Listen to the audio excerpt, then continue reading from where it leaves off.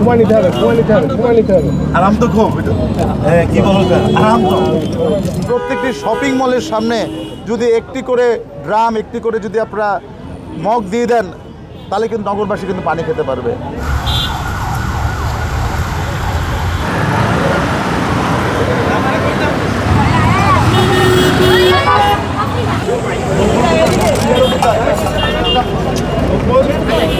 সময় নিতে হবে, সময় নিতে হবে, সময় নিতে হবে। আরাম তো খুব হ্যাঁ, সময় নেবেন, ওটা ঠান্ডা পানি একেবারে। একটু সময় নেবেন। কি বলবো আরাম তো, ঠান্ডা পানিটা একেবারে। কারণ আমাদের ঢাকা উত্তরে যেই সকল শপিং মল আছে, দোকান মালিক সমিতি আছে, আমি সবাইকে অনুরোধ করছি আপনারাও পানি খাওয়ার জন্য প্রত্যেকটি দোকানের সামনে, প্রত্যেকটি শপিং মলের সামনে যদি একটি করে ড্রাম, একটি করে যদি আপনারা মগ দিয়ে দেন, তাহলে কিন্তু নগরবাসী কিন্তু পানি খেতে পারবে।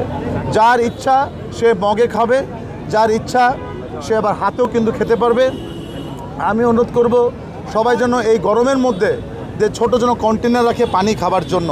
এটি কিন্তু আমাদের সিএইচও যেরকম পরামর্শ দিয়েছে, চিফ হেড অফিসার, ডাক্তাররাও কিন্তু একই কথা বলছে, আমাদেরকে ঘন ঘন পানি খেতে হবে।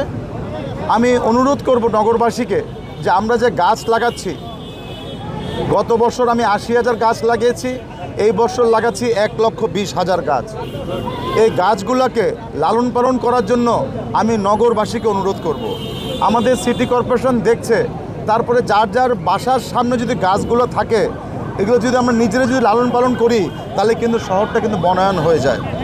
আমি অনুরোধ করব সবাইকে যে যার যার নির্দিষ্ট এলাকা যেগুলো আছে বাসা বাড়িতে, এই এডিস মশার আবার সিজন শুরু হচ্ছে, যার যার বাসা বাড়ি যেন আমরা পরিষ্কার করে ফেলি।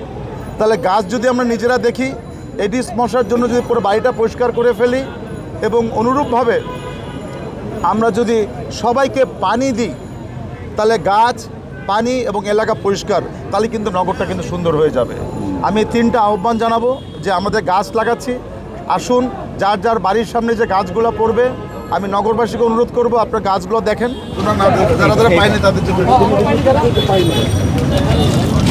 এই পানিটি অত্যন্ত মানুষের জন্য, যারা পদচারী রয়েছেন তারা যাতে এই পানি পান করতে পারেন এবং কিছুটা মুখে ঝাপটা দিয়ে নিতে পারেন। এবং আপনারা দেখছেন যে মাননীয় মেয়র সেটি করে দেখাচ্ছেন এবং এই পানি ব্যবহারে সবাইকে উৎসাহ দেওয়ার জন্য তিনি এটি করছেন।